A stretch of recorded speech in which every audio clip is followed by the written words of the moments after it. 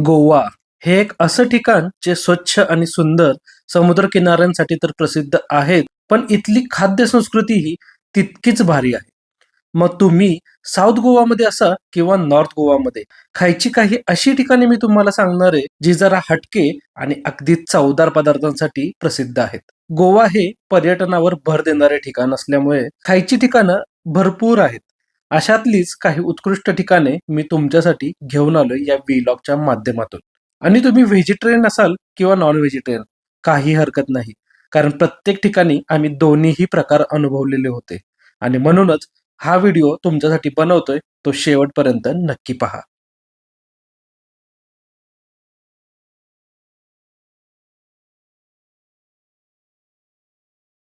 मी आपला श्री आपलं अजून एका व्हिडिओमध्ये स्वागत करतो आणि अजून चॅनलला जर तुम्ही सबस्क्राईब केलं नसेल तर लगेच करा आणि नवनवीन व्हिडिओसाठी नोटिफिकेशन ऑन करा. नेहमीप्रमाणे आपण सुरुवात करूया श्रीमंत छत्रपती शिवाजी महाराजांना मानाचा मुजरा करून. आता सुरुवात करूया गोवाला जाताना मुंबई गोवा हायवेवरचं हे वनश्री विसावा, जे खारेपाटणच्या पुढे सलिस्ते गावामध्ये होते.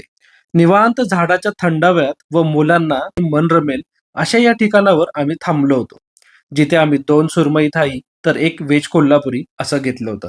मासा अगदीच ताजा होता आणि म्हणूनच हे एक चांगलं ठिकाण आहे. आता आपण पाहूया साऊथ गोवामधील मधील रिट्स क्लासिक. हे रेस्टॉरंट एका मॉलमध्ये असून अगदीच भारावून टाकणारा अँबियन्स इथला होता. कॉर्न सूप पासून सुरुवात केली आणि क्रॅब मसाला घेतला, जो अतिशय चवीला अप्रतिम होता. आणि त्याच्यानंतर प्रॉन्स बिर्याणी घेतली.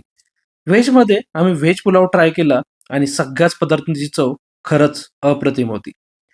इथला सगळ्यात जास्त फिश थाई प्रसिद्ध आहे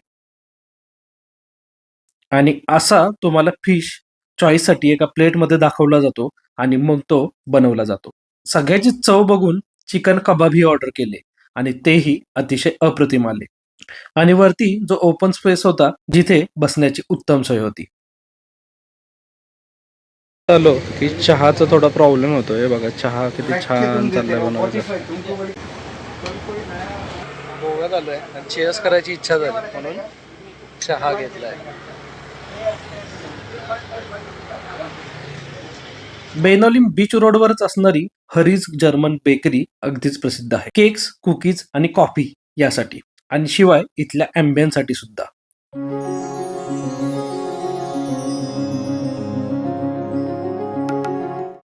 बरेच विदेशी पर्यटक इथे बराच वेळ घालवतात. इथले केक्स बघून आम्ही ब्लूबेरी केक, बनाना केक घेतले, जे की खरंच चवीला अप्रतिम होते.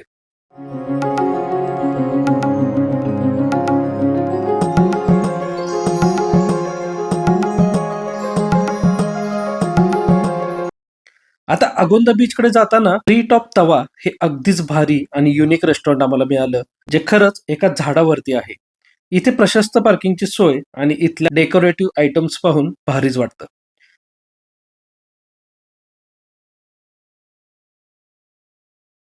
इथून जो अगोंदा बीचचा अतिशय सुंदर नजारा असतो ना, तो बघतच बसावा वाटतो. बरेच फॉरेनर्स इथे चिल करायला येतात. ते दिसले आणि इथला अँबियन्स आणि सर्व्हिस मला प्रचंड आवडली. सुरुवात केली फ्रेंच फ्राय पासून आणि पास्ता ऑर्डर केला. आणि खरं सांगू का, मी आत्तापर्यंत खाल्लेल्या पास्तापैकी सगळ्यात बेस्ट पास्ता होता हा. अथांगला सुद्धा हा पास्ता प्रचंड आवडला. आम्ही ऑर्डर केलेली चिकन कोल्हापुरी आणि पनीर टिक्का मसाला अतिशय चवदार होती आणि तंदुरी रोटी तर अगदीच जशी हवी ना तशीच आली होती. तर निसर्गाच्या सानिध्यातलं एखादं ठिकाण, तिथून बीचचा अगदी सुंदर व्ह्यू दिसतो आणि इथले सगळे पदार्थ चवदार असतात, तर ट्री टॉप तवा हे तुम्ही नक्कीच केलं पाहिजे.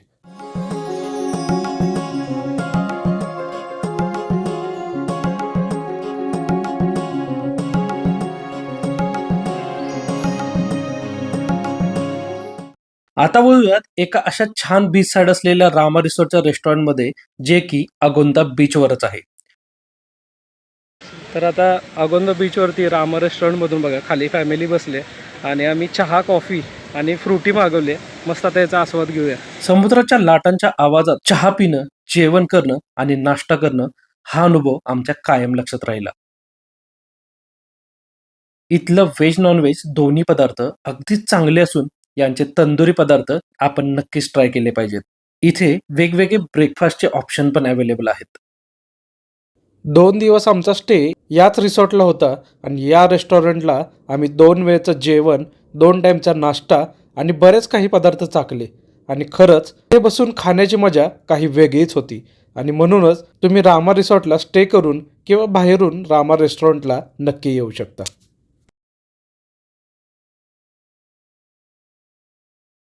अगोंदामध्येच असणारं प्युअर व्हिगन असणारं झेस्ट म्हणजे एक वेगळाच अनुभव आहे.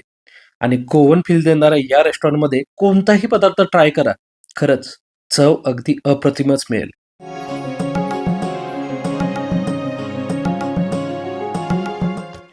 आम्ही इथे ट्राय केला होता पिझ्झा आणि स्पेशली जी मँगो लस्सी आली होती ना, ती अगदीच भारी होती.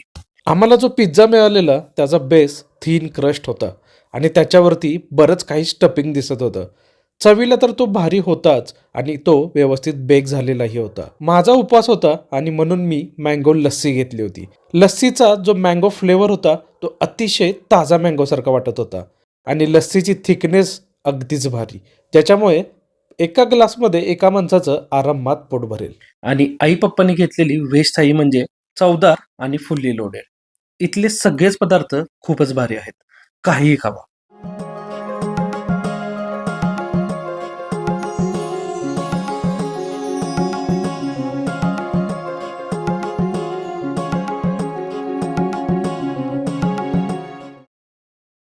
आता वळूया साऊथ गोव्याकडून नॉर्थ गोव्याकडे आणि सुरुवात केली होती आम्ही प्युअर व्हेज असणाऱ्या कलंगूट बीच रोडवर असणाऱ्या नवतारा या रेस्टॉरंट पासून. इथे मी नेहमीच येतो. याचं कारण म्हणजे पुण्यात जेवल्यासारखं वाटतं इथं आलं की मला.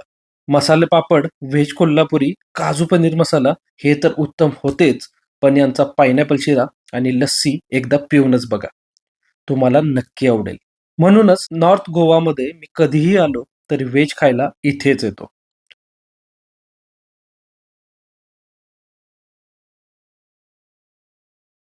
रात्री याच रोडवर असणाऱ्या एका कोकणी स्टाईल खानावळीत जेवायला आलो, ज्याचं नाव होतं साई प्रसाद.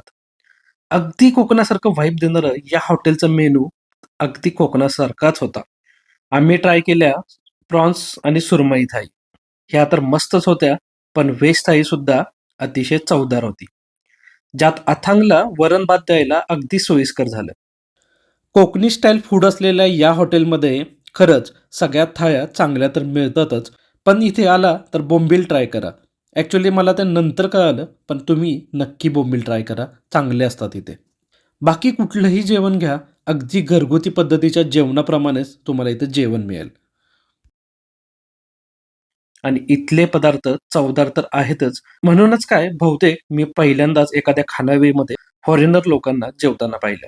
रात्री बरीच गर्दी होते आणि म्हणूनच थोडं लवकर जावा आणि इथले दर सुद्धा अगदी माफकच आहेत. आता गोड खायची इच्छा झाली, मग बेकरी कम कॅफेमधून पेस्ट्रीज घेतल्या, ज्या अगदीच चांगल्या होत्या.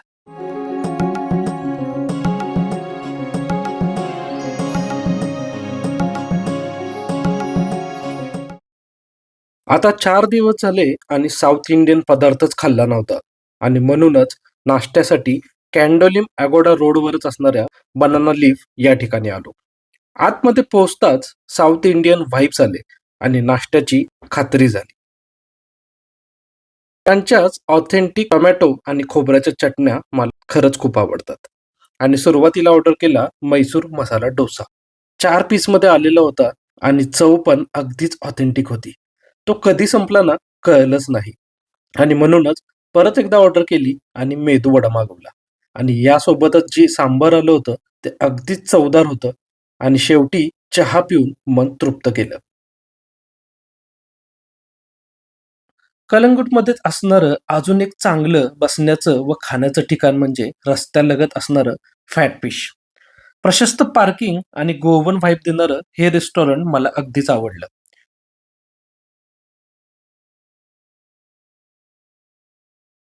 मग इथली फेमस फिश थाई ऑर्डर केली आणि सुरमई फ्राय. अथांगसाठी पराठा ऑर्डर केला. फिश थाई खूप छान दिसत होती आणि फुल्ली लोडेड, कारण त्यामध्ये क्रॅब, सुरमई, बांगडा, शिंपले, भात आणि सुकट दिसत होती. थाईमध्ये मात्र फक्त भातच येतो म्हणूनच रोटी आपल्याला सेपरेट मागवावी लागते. इथला फिश आणि चिकन आणि व्हेज बिर्याणी तुम्ही नक्कीच ट्राय करायला पाहिजे, अशीच आहे. फॅट फिश हे रेस्टॉरंट अगदी फेमस आहे आणि इथल्या थाया, गोवन फूड यासाठी हे ठिकाण प्रसिद्ध असल्यामुळे इथे बऱ्यापैकी गर्दी पाहायला मिळते. फॅमिलीसोबत शांत व निवांत वेळ घालवणे आणि चव सुद्धा अगदी उत्तम असते आणि म्हणूनच हे ठिकाण मी रेकमेंड करतो. अथांगने शेवट गोड करायला हट्टाने हा चीज केक घेतला, पण तो इतका भारी होता की आम्ही सुद्धा हा चीज केक आवडीने खाल्ला.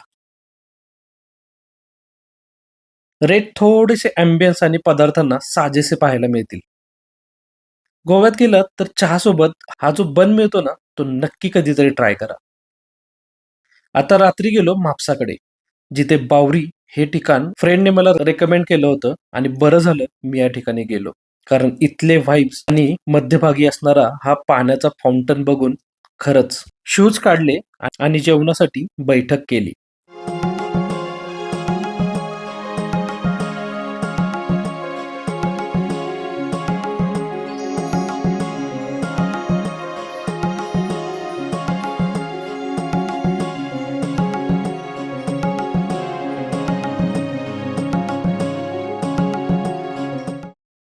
इथे बऱ्यापैकी सगळे मेनू इंडियनच आहेत.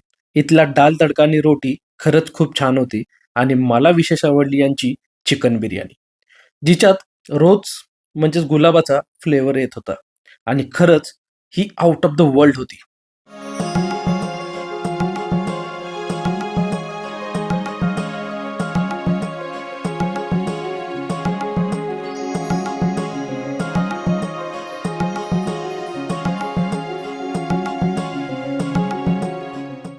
नंतर राजेशाही थाटात हात धुवून भला मोठा गुलाबजाम आणि रबडी घेतली, जी 5 लोकांना आरामात पुरते.